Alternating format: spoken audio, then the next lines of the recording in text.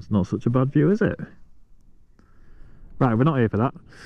Adaptive cruise control. I'm going to run you through the settings on the bike, and then we'll jump on the bike, we'll hit the road, and I'll show you them in practice, and then I'll round up with my views and thoughts on them. Right, so let's power the beast up.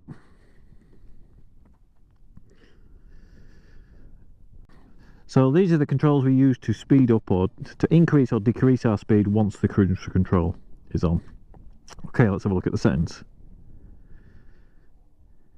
So we have 3 modes available to us: cruise control only, adaptive cruise control sport, and adaptive cruise control comfort.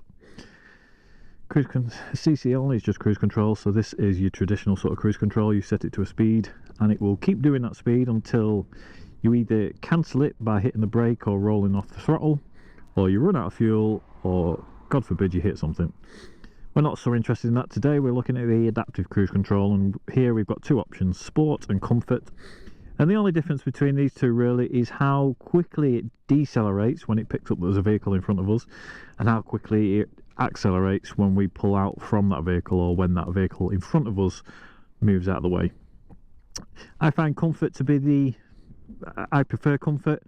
There's not much between them, but you can tell the difference. In sport it is a little bit more abrupt, whereas I prefer, certainly when I'm using this, it's because I'm chilling on the motorway and trying to get somewhere interesting, and I just find comfort the better option for me. So the only other option to us in here is ACC distance. Now this is the distance that the bike will try to maintain between you and the vehicle in front that it's using to sort of judge its speed from. Now we've got several options in here, ranging from very short all the way up to very long. Personally, I prefer it at middle. For me, that's a good distance to the vehicle in front. Right, that's it. That's the options. Let's jump on the bike and take a look at it in action.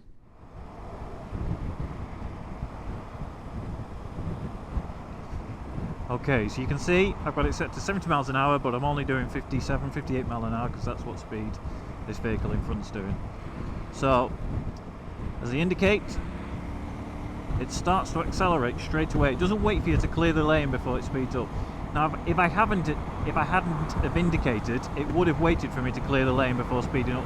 But because I indicated, I'm letting the system know my intention, and therefore it starts to speed up. So I think that behaves really naturally. That's how I would, make the overtake. You don't you? You start to accelerate before you actually make the move, and that's how this behaves. So this is now set to very short, so this is the shortest distance at which you can use the system. It's not too bad, it's not a bad distance. It's a little bit closer than I would normally sit naturally, but it's not terrible, I'm not on the guy's bumper.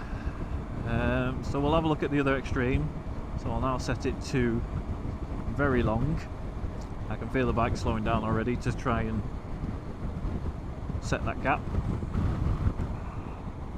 Yeah, so here we are, we've got it set to very long, and as you can see I'm quite far back. If I wanted to make the move here and get past, I've got quite a lot of ground to make up. Now don't get me wrong, making up ground on this thing is not a problem, but if we're comparing to how it behaves to how I would naturally ride, this is just a little bit too far back for me. So I'm going to set it back to middle, which I think is the happy medium. It's a good distance from the vehicle in front. I'm close enough to be able to make the move if I want to, but at the same time I can react to whatever's going to happen in front of me, or I hope so anyway. So I'm taking one for the team here. I've deliberately come to where I knew there was roadworks. This section is a 50 mile an hour average section at the minute. And this, I believe, is where this system really comes into its own. So I've still got the adaptive cruise control set to 70, but I'm only doing 53 because I'm matching the speed of the vehicle that's in front. I haven't had to change anything. So I've gone from a 70 down to a 50 without touching anything, and it works really well. And while I'm sat here at this speed, this is giving me a good opportunity to show you the maximum. So I'm just going to keep hitting plus down here. It's up in the maximum, it's up in what it wants to do if the road was clear, And as you can see, the maximum it will go to for the adaptive cruise control is 93 miles an hour. That's not the same for the standard cruise control. I think that's unlimited in terms of top speed, like the maximum you can set it to, but for the adaptive system it's 93 miles an hour.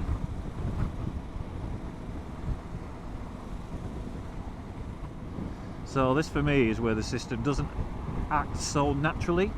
What's going to happen is this vehicle, hopefully, is going to move out of my lane, and what the bike's going to do is wait for it to fully clear the lane there, and then it went. So for me in that instance there, because I knew that car, or was hoping that car was going to change lanes, I would have started to accelerate before it had even cleared my lane. But as you saw there, what this system does is it waits for the car to fully clear and to fully get out of the way. And I know why it does it at the end of the day. You know, it's not a camera, it's not a Tesla, this. You know, it can't see the car's intention in front, it can't see him indicating and stuff like that. All it sees is an object directly in front of you. So I get why it does what it's doing, but it's just, I think it's probably, like I say, the only thing about the adaptive cruise control that isn't natural. It doesn't do things quite like I would have done it.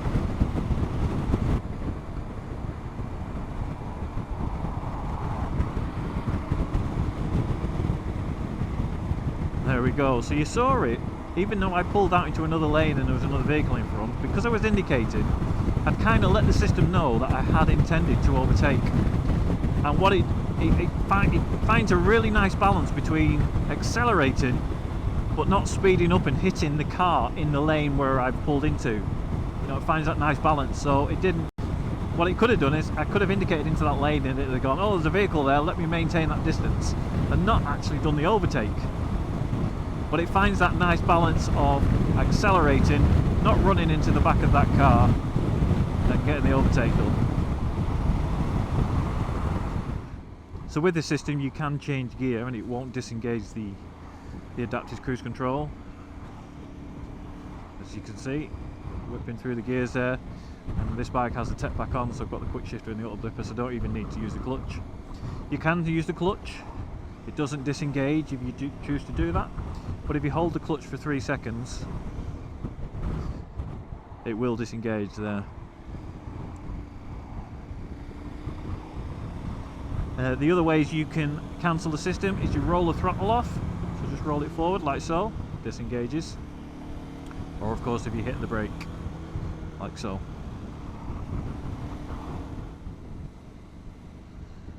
So we're on a country lane now. I've got the system set, I've got it set to 69 mile an hour it's actually set to, but it's tracking this vehicle in front, and even though we're going around some twisties it's still able to keep track of that vehicle.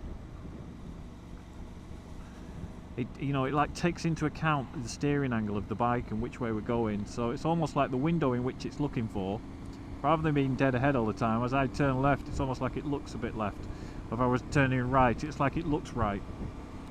It works well, but it's not flawless, because obviously if that vehicle does go out of sight, if it goes around a really tight bend, it can land you in a bit of trouble, and I've had this happen to me when I was playing around with the system.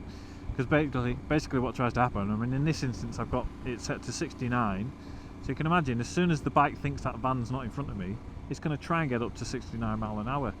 Now if that happens to you just as you're tipping into a bend or mid-bend, because like I said it might be a really tight bend and that vehicle may go out of the sight of the system, it's going to start to try and resume speed up to 69 mile an hour, and the last thing you want is that to happen as you're lining up for a bend, or even worse still while you're halfway through the bend.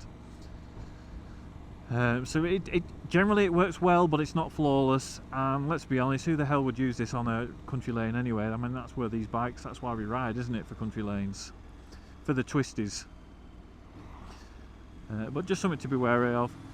Where it's happened to me, where that has also happened to me in a scenario where I would use it, is on the motorway. I had it set to 70 mile an hour, of course, and I was following a van like this, and I came off the slipway at Leyland, and at the end of the slipway, if you're familiar with it, there's a really tight big left-hand bend, nice big sweeping left-hand bend, and and naturally the system was slowing down because the van in front of me was slowing down. I think we'd slowed down from 70 mile an hour down to something like 40, and as the van went round the bend, the bike suddenly thought, oh, it's clear again, and did that very thing. It started to accelerate just as I was tipping into the bend. Now fortunately I worked out what was going on pretty quick and was able to sort of tap the brake and cancel the system, but you know, you've got to be careful. It could have caught me out. It could have ended badly. So I'm not blaming the system for that. That's me. You know, I still had the system on, and I should have cancelled it as soon as I came off the motorway. I should have turned the system off. But just something to be wary of. Just want to point it out. Right, hopefully now I'm going to show you the system braking. So I'm going to hover over here, but I'm not. Hopefully you won't see me touch the brake too soon.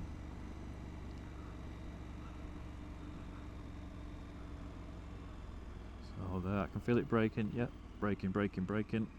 And you see on the dashboard, did you see it light up? It actually says start, says brake. Now it won't actually come to a complete stop. I think once you get down to sort of 15 mile an hour, the system disengages, and as you saw, it was flashing on the screen there. So it's not an anti-collision device. It won't stop for you, but it will slow you right down to say 15 mile an hour, and it uses a combination of rolling off the throttle, engine braking, and the actual brakes. And in that situation as well, when the system does use the brakes to slow down, the brake light does come on. Like I say, it won't come to a complete stop in that situation, but it brakes pretty hard. If you weren't concentrating, if I was daydreaming in that moment, the fact that this bike starts to brake, you know, it would be enough to, it's almost like a tap, say, hey, concentrate, get back in the room, you know. So it's although it won't bring you to a complete stop, it will bring your attention back to where it needs to be, and then it's over to you.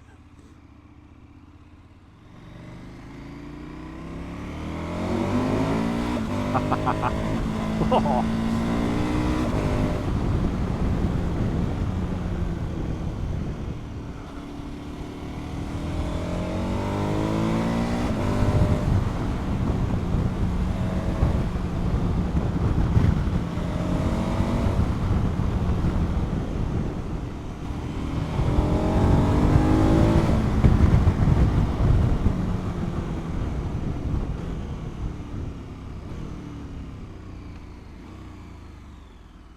Right, so there you go, that's the adaptive cruise control. I really love it. Is it a gimmick? No, I use it all the time. Is it a game changer? No, it's somewhere in between a gimmick and a game changer. It's not as big of a leap as going from not having cruise control to having cruise control, but I certainly like having the feature. I think to sort of summarise it, if I was choosing a bike and I had the option of adding adaptive cruise control on, I would take it. If I was looking at two different bikes and one had adaptive cruise control and one didn't, I wouldn't take that into account when deciding which bike to have. But yeah, brilliant. If you've got any questions or queries or anything you'd like to know about this bike, you know, leave some comments. I'll either, like I say, put a video together answering them, or I'll try and reply to them in the comments. And then if you've got something from this video, please hit that like button or dislike if you didn't like it. It's all good. And consider subscribing. Right, cheers, that's it for this one.